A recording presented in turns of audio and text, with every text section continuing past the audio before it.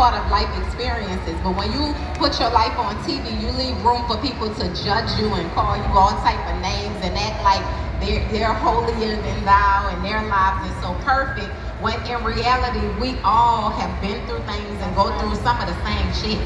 Yeah. To be honest. So Yandy, for you, were you ever concerned that reality television was going to put a stain on your career in music? Yeah, there were several times when I felt like, when things happen, if you have a fallout with a friend, that's between you and your friend. That's you and your friend business. If you go through stuff with your man, that's you and your man business.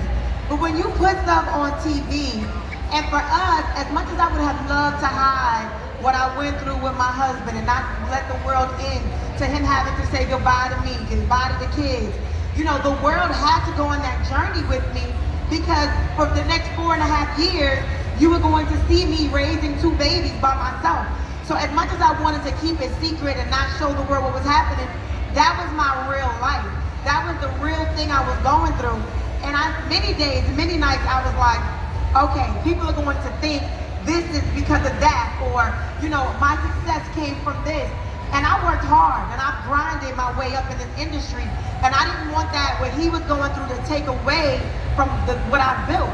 And naturally, people are going to assume, naturally people are going to feel like, oh, you must be a part of this, or this must be something. And you have to debunk all these rumors all the time. And then it gets to a point where you just sick of it. And you just like, I don't got it in me no more. What you think about me is what shall be in your brain. And I just have to deal with it, because you get tired. You get tired of constantly feeling like I gotta prove myself. And me, I'm constantly creating businesses, constantly trying to hire people. And I'm like, I don't got the time to fight with all the comments and the rumors. I gotta get this one a job. I gotta make sure this business stays open. I gotta make sure this is successful. So it got to the point where I was just like, judge me if you may, but get to know me if you may as well, and you'll see a different side of what you think. Love that. So Freedia, was your experience the same? Because your show was really just all about you. So did you have a different experience, unlike the rest of the ladies on the stage who were part of an ensemble show at one point? Well, I mean, my relationship was different with the show, as well as just being able to show my partner and the things that we went through. We had some ups and downs throughout the TV show, no doubt. From starting with season 1, I was just a baby. I didn't know anything about TV, and just like opening myself up and opening my family up to for the world to see, it was such a big change for me. But as season 2 came and season 3, and as they kept on going and going, I would get better each season and say, this is how I need to put this in perspective. This is how I need to put this out. I want to make sure that I protect my brand, protect my family, protect my cast members that's on the show, because at the end of the day, it represents my name and who I am. Now we see that obviously the world is evolving, and when the world evolves, that means every genre in this business evolves too. Where do you see the future of reality TV going? Do you think people want to see more entrepreneurship stuff? Do they want to see more baddie stuff? Do they want like what do you guys think the audience wants to see? I'll start with you, Toya. What I would want is more entrepreneur stuff and more positive stuff, but unfortunately we live in a time where people are so attracted to negativity. It's like the fighting, the rah-rah, it's like that is more entertaining. If you produce a show that's based on building women up, hustling, teaching women how to get to the bag, showing us that we're better, it's better to collaborate than to compete. Like real boss type stuff, that's considered boring. That don't get the ratings that the rah-rah shows get.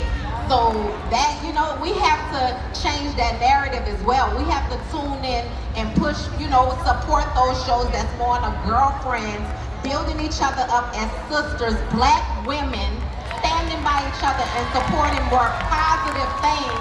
And those are the type of shows that we will see on television. But if you're not tuning in and they're not making the money, those type of shows won't get to see the light.